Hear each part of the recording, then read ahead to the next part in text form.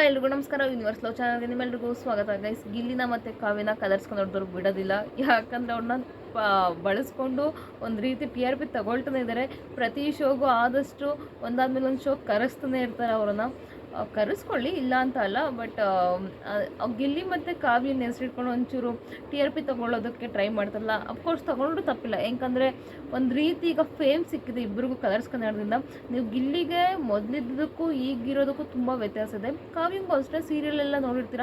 But ಸೀರಿಯಲಿಂದ ಅಂದರೆ big boss ಆಚೆ ಬಂದ ಮೇಲೆ ಈಗ ಕಾವ್ಯಂಗೂ ತುಂಬ ಪ್ರಮೋಷನ್ಸ್ ಇರ್ಬೋದು, ಬ್ರ್ಯಾಂಡ್ಸ್ ಇರ್ಬೋದು, ತುಂಬ ಅವಳಿಗೆ ಈವೆಂಟ್ಸ್ ಇರ್ಬೋದು, ತುಂಬ ಅಲ್ಲಿಗಿಂತ ದುಡ್ಡು ಜಾಸ್ತಿ ಮಾಡೋಕ್ಕೆ ಅವಕಾಶ ಸಿಗ್ತಿದೆ.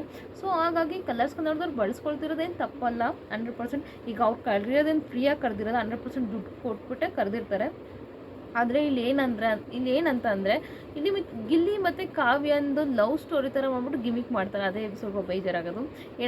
ಏನಂತ ಅಂದರೆ ಈಗ ಕಾವ್ಯನ ಒಂದು 2 ಚೀಟಿ ಇಟ್ಟಿರ್ತಾರೆ.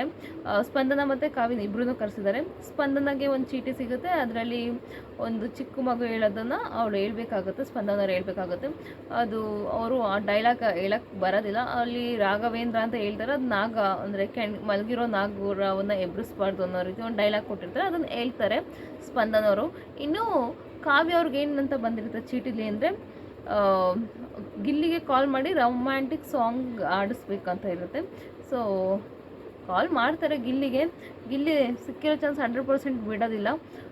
ಮಾಡಿಬಿಟ್ಟು ಗಿಲ್ಲಿ ರೊಮ್ಯಾಂಟಿಕ್ ಸಾಂಗ್ ಹೇಳಿ ಯಾವುದಾದ್ರೂ ಅಂತ ಕಾವ್ಯ ಹೇಳಿದಾಗ ಗಿಲ್ಲಿ ಹೇಳ್ತಾರೆ, ಬಾರೆ ಕಲ್ಯಾಣ ಮಂಟಪಕ್ಕೆ ಬಾ ಅಂತ ಹೇಳ್ತಾರೆ.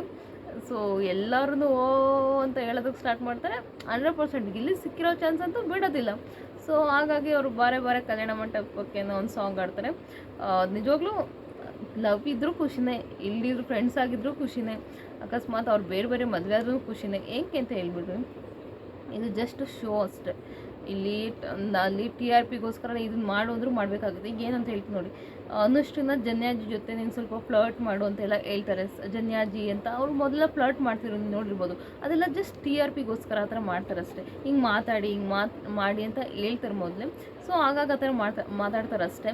ಇನ್ನು ಎರಡನೇದಾಗಿ ಅಲ್ಲಿ ಚಿಕ್ಕ ಮಕ್ಕಳು ಕೂಡ ಕೇಳ್ತಾರೆ ಕಾವ್ಯನ, ನೀವು ಗಿಲ್ಲಿನ ಮದುವೆ ಆಗ್ತೀರಾ ಅಂತೆಲ್ಲ ಕೇಳ್ತಾರೆ. ಸೊ ನಿಮಗೆ ಬಿಗ್ ಬಾಸಲ್ಲಿ ಯಾರು ಜಾಸ್ತಿ ಇಷ್ಟ ಆಗ್ತಿದೆ ಯಾರು ಅಂತ ಎಲ್ಲ ಕೇಳ್ತಾರೆ.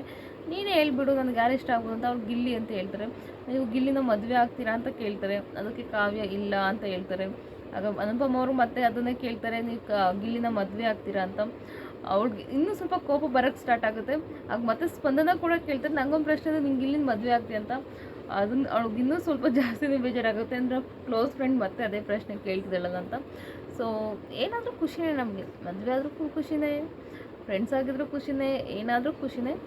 ನಿಮ್ಮ ಪ್ರಕಾರ ಅವರಿಬ್ಬರು ಜೋಡಿ ಆಗಬೇಕಾ, ಅಥವಾ ಫ್ರೆಂಡ್ಸ್ ಆಗಿದ್ದರೂ ಓಕೆನಾ, ಅಥವಾ ಬೇರೆ ಮದುವೆ ಆದರೂ ಓಕೆನಾ ಅಂತ ದಯವಿಟ್ಟು ಕಮೆಂಟ್ ಬಾಕ್ಸಲ್ಲಿ ಕಮೆಂಟ್ ಮಾಡಿ. ಪೂರ್ತಿ ವಿಡಿಯೋ ನೋಡೋದಕ್ಕಾಗಿ ಧನ್ಯವಾದಗಳು. Thank you so much.